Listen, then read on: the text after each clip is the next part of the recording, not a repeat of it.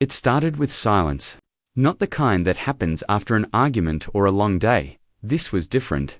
It was the kind of silence that filled every corner of the house, wrapping itself around us until it felt like a third person living under our roof. My wife, Emily, had been distant for months. She stopped laughing at my jokes, stopped joining me on late-night walks, stopped reaching for my hand when we watched TV. But the thing that really tore me apart wasn't what she said, it was what she didn't say. She no longer wanted to be close.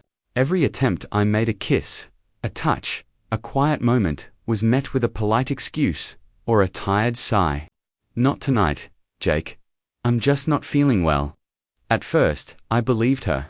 I told myself every marriage goes through phases. Maybe she was stressed. Maybe I wasn't doing enough to make her feel loved. But as the weeks turned into months, the distance between us became impossible to ignore. I began to notice things, small, subtle things. She was glued to her phone more often, stepping out of the room to answer messages. She'd come home late from work, saying there was a new project keeping her busy, and when I'd ask who she was texting, she'd just smile and say, "No one important." But one night, as I lay awake next to her, I felt something shift. She turned to me, her eyes softer than they'd been in a long time, and said, "Jake, I think I'm ready. I want to have a baby." The words should have made me happy. We'd talked about starting a family before everything changed. But instead of joy, all I felt was a cold wave of confusion. Why now? Why after months of pushing me away? I didn't say anything at first. I just looked at her and nodded. But inside, my mind was racing. Something didn't feel right. Was this sudden change real? Or was it a way to cover something up? That night, long after she fell asleep, I stared at the ceiling, my heart heavy with doubt. For months, she hadn't wanted me, and now she wanted a baby. Before we continue, please subscribe to the channel and write in the comments about which country you're watching this video from. Enjoy the story. I didn't know it yet, but that single conversation would become the start of the darkest chapter of my life. A chapter that would lead me to question not just my marriage, but everything I thought I knew about the woman I loved. And deep down, I already suspected she wasn't telling me the whole truth. The next morning, I couldn't shake the feeling that something was wrong. Emily was suddenly cheerful, humming while making coffee, texting someone during breakfast, and even suggesting we go out for dinner that night. It felt like a switch had flipped overnight. But the more she smiled, the heavier my chest felt. For months, she'd been cold and distant. Now she was acting like the wife I used to know, except it didn't feel real. It felt practiced. At dinner that evening, she reached across the table and took my hand. "I've been thinking about us," she said softly. "I know I've been distant, and I'm sorry. But I really want to start a family, Jake. I think it'll bring us closer again." Her words were everything I had wanted to hear for so long. But when she looked at me, her eyes didn't match her tone. They were guarded, searching, calculating. I nodded, forcing a smile. Of course, I want that too. But in my mind, something had already begun to unravel. That night, after she fell asleep, I sat in the dark living room scrolling through her phone records on our shared phone bill, something I'd never done before. I don't even know what I expected to find, but there it was. A number, repeated calls and messages late at night, during lunch breaks, even when she told me she was staying late at work. I didn't recognize it. No name, just a 10-digit reminder that my wife was living a life I wasn't part of. I wrote the number down, my hands shaking. I knew I was crossing a line, but I needed to know the truth. The next day, while she was in the shower, I called the number from my work phone. A man answered. His voice was calm, confident, almost too familiar. "Hello?" I froze for a moment. "I think I have the wrong number," I muttered and hung up quickly. But the sound of his voice stayed with me all day. By evening, I couldn't focus on anything else. I started noticing more odd things. A new perfume she'd never worn before. A necklace I didn't remember buying her. And the way she always turned her phone face down when she set it on the counter. That night, when she brought up the baby again, I've already been tracking my cycle. "Jake, this could be our month," Something inside me snapped. I smiled and agreed, but I knew what I had to do. If Emily was lying to me, if she was using this baby plan for something else, I needed proof. The next day, I installed a small tracking app on her phone, one that mirrored her messages and calls. It was the hardest thing I'd ever done, because deep down, I didn't want to be right, but something told me I already was. And within a week, my worst fears began to take shape in ways I couldn't have imagined. It didn't take long for the truth to start bleeding through the screen. The first few days, nothing seemed unusual. Texts to coworkers, reminders, grocery lists. I almost started to think I was paranoid. But then, on the fourth night, at exactly 11:47 p.m., a message appeared. Unknown number. I can't keep this secret much longer. My chest tightened as I stared at the screen. Then another message came seconds later. Emily, you promised. Don't text me this late. He's here. I remember sitting there, frozen. The sound of her soft breathing from the bedroom drifted down the hallway, as if mocking me. I'd spent months begging her for honesty, and there it was, written in black and white. I didn't sleep that night.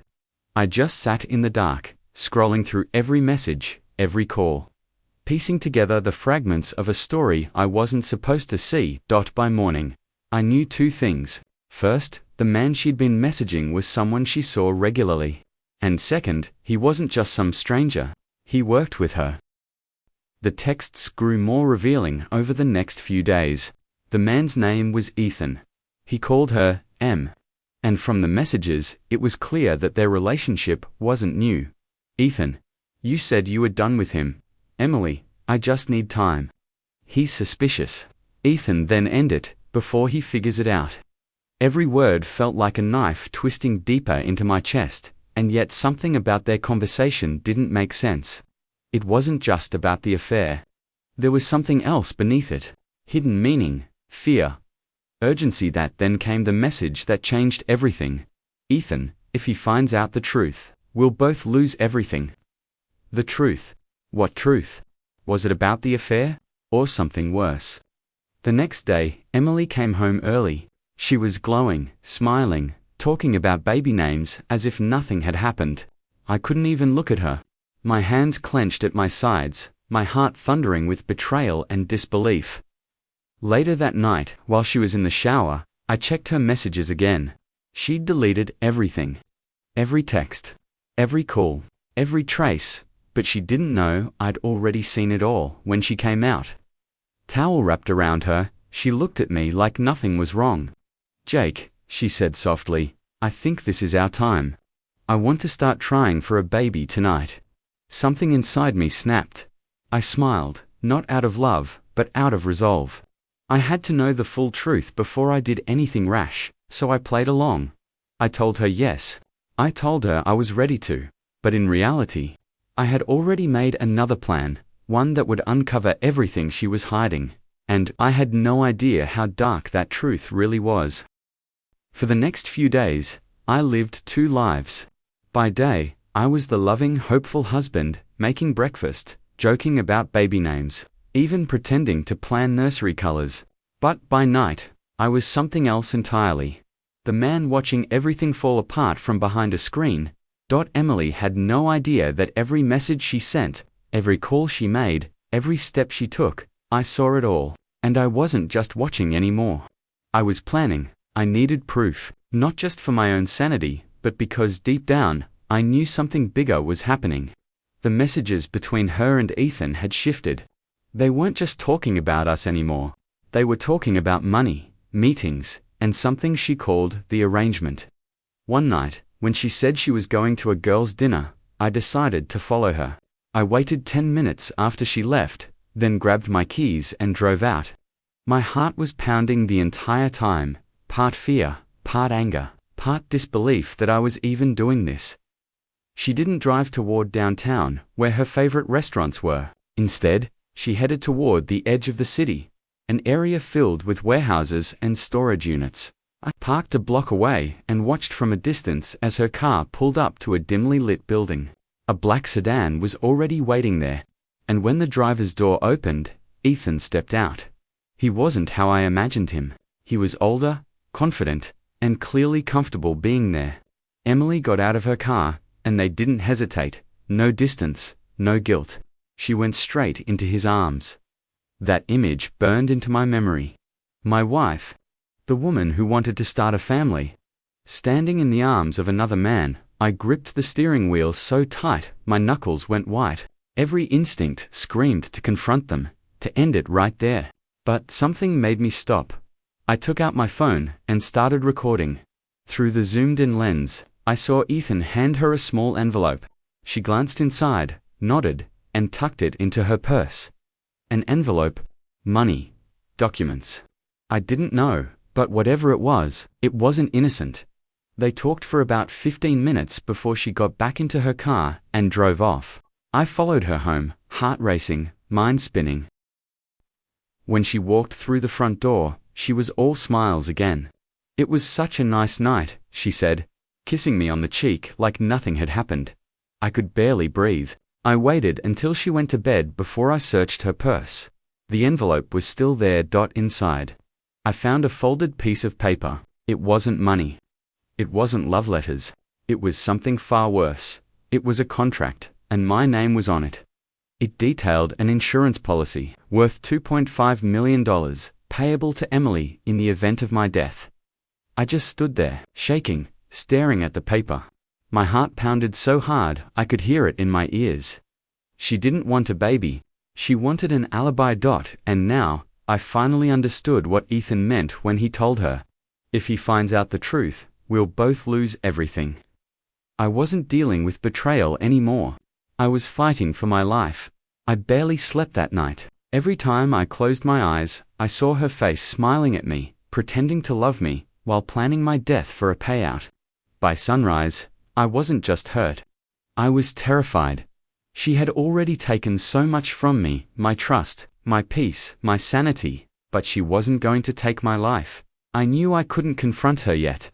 If she was willing to go this far, I had to be smarter than her, smarter than both of them. So, I went to work like nothing had happened. I kissed her goodbye, told her I'd pick up dinner on the way home, and smiled through every lie.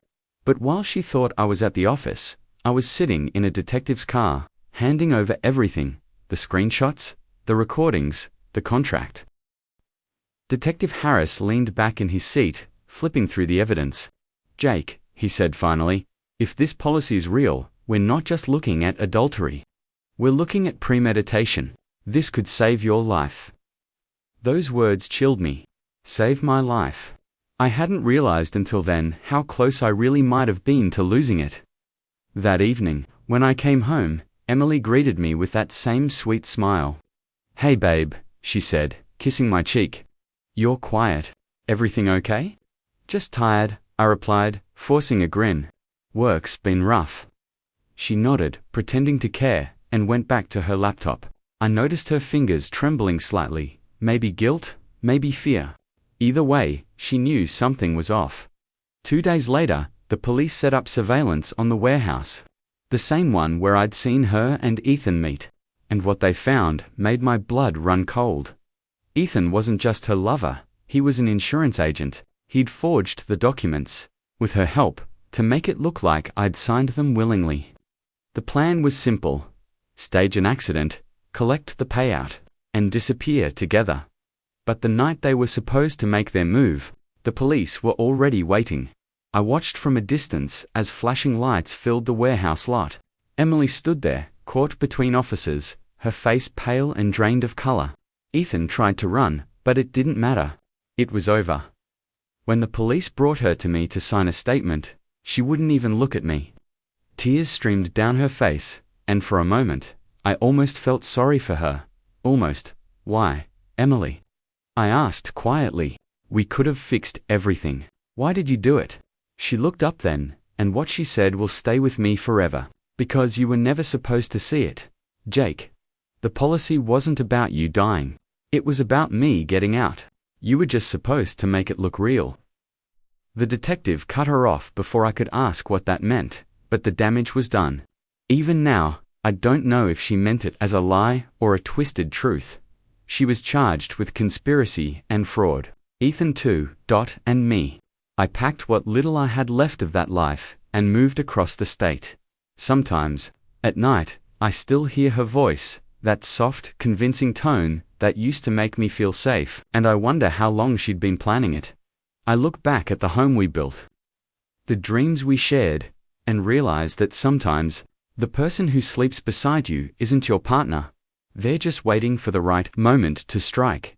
And if I hadn't trusted my gut that night, I might not be here to tell the story.